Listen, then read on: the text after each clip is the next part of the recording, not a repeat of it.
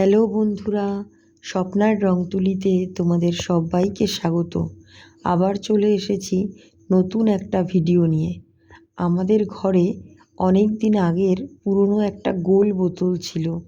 সেই পুরনো বোতলটাকে নতুন রূপ দেওয়ার জন্য বোতলের গায়ে আমার রং তুলির সাহায্যে লাভ চিহ্ন এঁকে তার উপর ছোট ছোট ফুল এঁকে নিলাম। এই গোল বোতলটাকে যদি ভালো লাগে তাহলে একটা লাইক করো আর ভিডিওটাকে শেয়ার করে দিও, যাতে ওই ভিডিওটা সবার দেখার সুযোগ হয়। আর এই ভিডিওটা কেমন লাগছে প্লিজ একটা কমেন্ট করো। যদি ইউটিউব থেকে দেখো তাহলে চ্যানেলটিকে সাবস্ক্রাইব করো, আর যদি ফেসবুক থেকে দেখো তাহলে পেজটিকে ফলো করো। আজ এই পর্যন্তই, আবার দেখা হবে অন্য কোনো ভিডিওতে।